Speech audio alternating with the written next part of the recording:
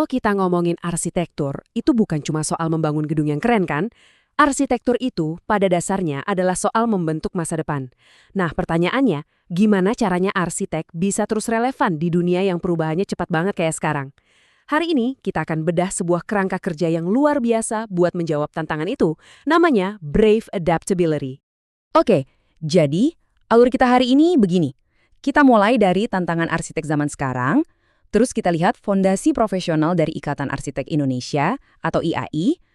Nah, setelah itu, baru kita bongkar satu persatu kerangka kerja Brave, dan di akhir kita akan lihat gimana semuanya menyatu dalam sebuah gambaran besar.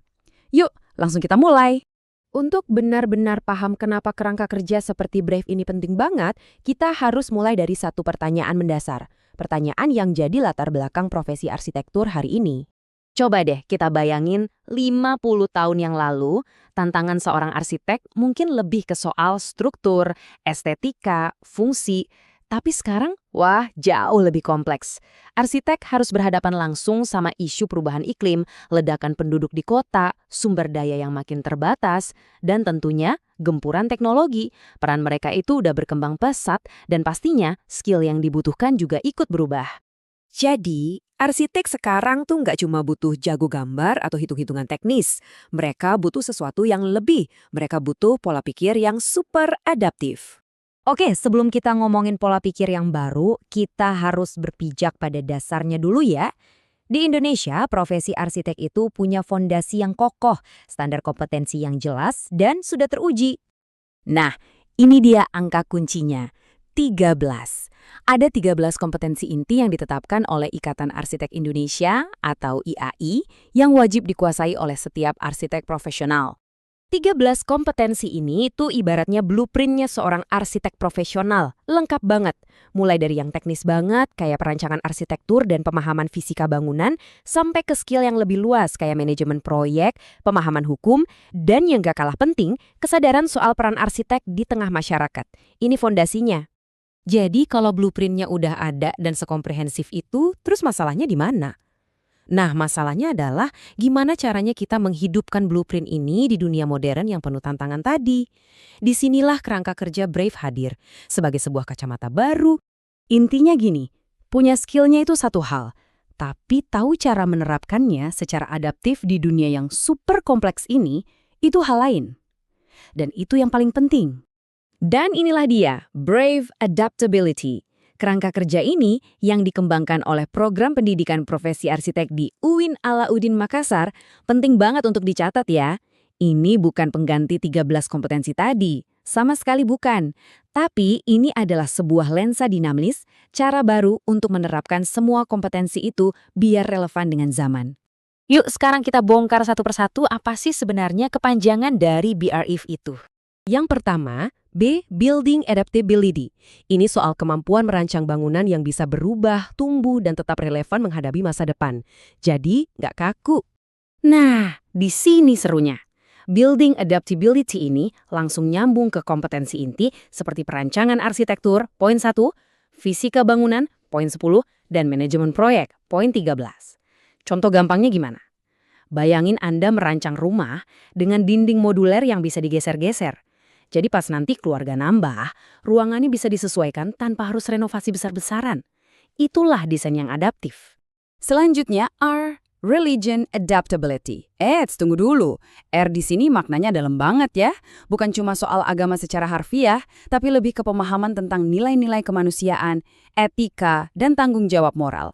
Intinya, memastikan arsitektur itu benar-benar melayani manusia.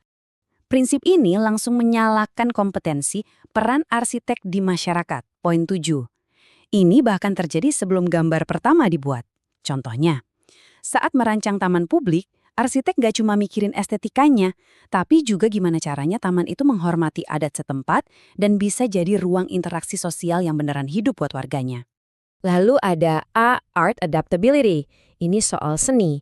Gimana caranya bikin bangunan itu nggak cuma fungsional, tapi juga punya jiwa, relevan secara budaya dan estetika. Aspek ini jelas banget kaitannya sama pengetahuan sejarah arsitektur, poin 2, dan pengetahuan seni rupa, poin 3. Contoh nyatanya gampang ditemui.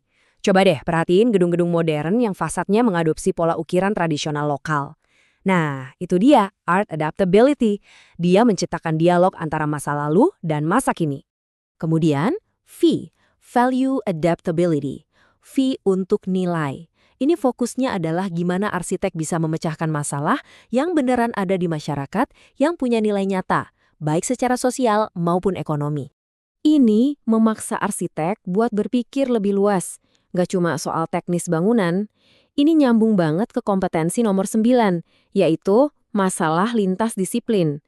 Jadi pertanyaannya bukan cuma gimana cara bangun perumahan murah, tapi berubah jadi gimana cara kita bangun sebuah lingkungan yang sehat, aman, dan bisa menumbuhkan ekonomi warganya. Beda kan? Dan yang terakhir, tapi bisa dibilang yang paling krusial saat ini. Environment adaptability. Untuk lingkungan. Ini tantangan paling mendesak bagi arsitek modern. Aspek ini langsung mengaktifkan beberapa kompetensi sekaligus, seperti tata ruang dan perkotaan, poin 4, pengetahuan lingkungan, poin 6, dan fisika bangunan, poin 10. Contohnya udah banyak banget kita lihat, gedung dengan sistem panen air hujan, atap hijau, atau orientasi bangunan yang memaksimalkan cahaya alami biar hemat energi, semuanya demi desain yang selaras dengan alam. Oke, kita sudah bedah kelima bagiannya. B, R, A, V, E. Sekarang saatnya kita lihat gambaran besarnya. Ini bagian yang paling keren, di mana semuanya jadi masuk akal. Dan ini dia, peta ini nunjukin sihirnya kerangka kerja brief. Lihat deh gimana setiap elemen, building, religion, art, value, dan environment itu nggak berdiri sendiri. Mereka saling terhubung, dan secara bersamaan mereka menyalakan berbagai kompetensi inti IAI. Inilah jembatan yang menghubungkan teori di atas kertas dengan praktik arsitektur yang nyata dan adaptif di lapangan. Jadi, poin kuncinya begini. Brave adaptability itu bukan sekadar daftar periksa atau teori baru. Ini adalah sebuah pola pikir, sebuah cara pandang baru dalam menjawab tantangan arsitektur. Nah, pertanyaan terakhirnya, sekarang kembali ke kita semua, para arsitek dan calon arsitek. Siapkah Anda untuk menjadi BRAVE